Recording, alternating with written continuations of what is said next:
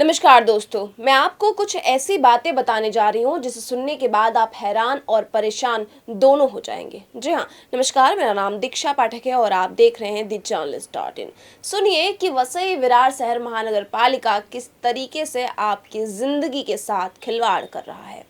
हम सब जानते हैं कि वसई के गोखीवरी में तकरीबन 45 से 48 एकड़ का डंपिंग ग्राउंड है और जहां पर हर रोज वसई विरार वालों का तकरीबन 800 मीट्रिक टन कचरा डंप किया जा रहा है। सरकार ने कचरा डंप करने के लिए मना किया है, लेकिन फिर भी वसई विरार शहर महानगर पालिका के अधिकारी अंधे, गूंगे और बहरे बनकर बैठे हैं। उन्हें समझ में नहीं आ रहा है, उन्हें दिखाई नहीं पड़ रहा है कि उस स्थान पर सालों से सूखा और गीला कचरा एक साथ डंप करने के कारण वहां की जमीन पर लीचड नामक केमिकल जमा हो गया है, जो बहकर सड़कों पर आ रहा है। यह एक ऐसा केमिकल है जिसके अंदर कई सारे मेटालिक धातु जैसे iron, cobalt, nickel, zinc liquid form में पाए जाते हैं और इस केमिकल से इतनी जहरीली दुर्गंध आती है जो आपके अतड़ियों को भी जलाकर राख कर दे। वीवीसीएमसी वहां पर सूखा और गीला कचरा एक साथ डंप ही नहीं करती, बल्कि उन सभी कचरों को एक साथ जमा करके खुलेआम उसमें आग लगा देती है,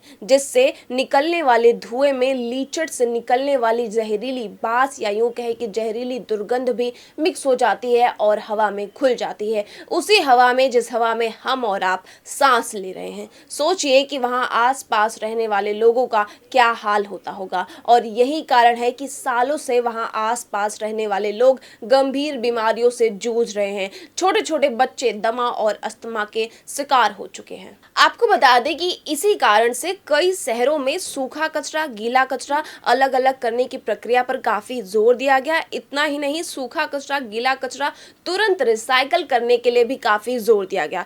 इस पूरी प्रक्रिया में बेंगलोर शहर ने पहले नंबर पर अपना नाम दर्ज करवाया है, तो वहीं स्वच्छता के नाम पर इंदौर ने दूसरे नंबर पर पहला खिताब जीता है। स्वच्छता के नाम पर इंदौर पहले नंबर पे आता है और कचरे को रिसाइकल करने की प्रक्रिया में बेंगलोर पहले नंबर पे आता है। इसी के साथ कई ऐसे और शहर भी हैं जिन्होंने इस प्रक्रिया पर काफी जोर दिया है, जैसे राजकोट, अंबिकानगर, सूरत, मैसूर, अहमदाबाद तक इस चलन को अपनाया गया है।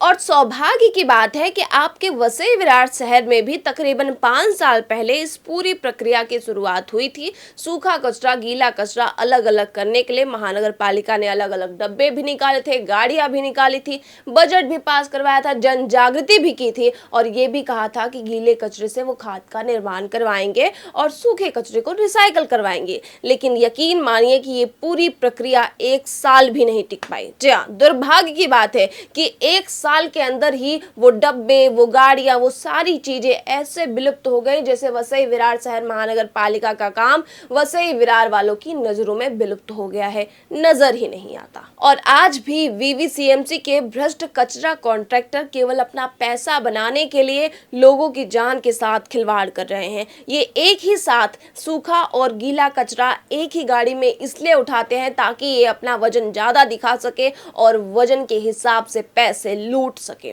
जी हाँ, ये इसीलिए एक ही साथ कचरा उठाते हैं क्योंकि अगर इनका वजन ज्यादा दिखेगा तो इनको पैसा ज्यादा मिलेगा। इस पूरे भ्रष्टाचार में ये वसई विरार वालों की जिंदगी के साथ खेल रहे हैं। हालांकि इनकी इन्हीं हरकतों के कारण सरकार इनके ऊपर हर महीने करोड़ों का जुर्माना लगाती है और उस जुर्माने का पैसा वसई विरार शहर महानगर पालिका वसई विरार के लोगों से टैक्स के नाम पर उनका खून चूस कर वसूलती है।